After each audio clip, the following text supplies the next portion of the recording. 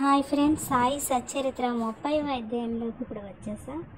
ఇందులో షిరిడీకి లాగబడిన భక్తులు కాకాజీ వైద్య, రహతా కుశల్ చంద్, పంజాబీ రామ్లాల్ గురించి చెప్పుకుందాం. ఈ అధ్యాయంలో బాబా షిరిడీకి ఇచ్చిన ఇద్దరు భక్తుల వృత్తాంతం చెప్పుకుందాం. దయామయుడు, భక్త వత్సలుడు అయిన శ్రీ సాయికి నమస్కారం. వారు దర్శన మాత్రాన్నే భవసాగరాన్ని తరింపచేసి మన ఆపదలను బాపెదరు. వారు నిర్గుణ స్వరూపులైనను భక్తులు కోరుడు చే సగుణ స్వరూపం వహించింది. భక్తులకు ఆత్మ సాక్షాత్కారం కలిగించుటే మహాత్ముల కర్తవ్యం. అది యోగేశ్వరుడైన సాయినాథునకు ముఖ్యతమైనది, తప్పనిసరైనది. వారి పాదాలను ఆశ్రయించిన వారి పాపములల్లా నశించును. అట్టి వారి ప్రగతి నిశ్చయం.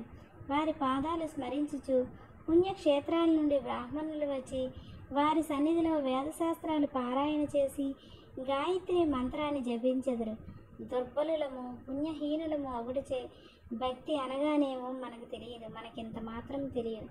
ఇతరులు మనల్ని విడిచిపెట్టినప్పటికీ బాబా మాత్రం మనల్ని విడువరు. వారి కృపకు పాత్రులైన వారు కావలసినంత శక్తి, జ్ఞానము, నిత్యానిత్య వివేకములను పొందెదరు. భక్తుల కోరికలను పూర్తిగా గ్రహించి సాయి వారిని నెరవేర్చును.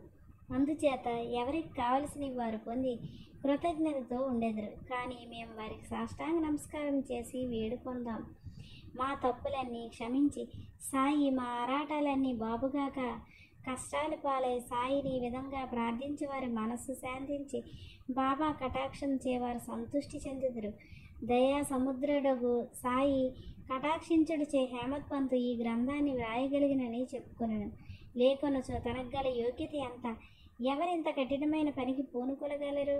శ్రీ సాయి ఈ భారమంతా వహించడు చే హేమత్ పంతు కష్టం కానీ శ్రమ కానీ కానరాలేదు.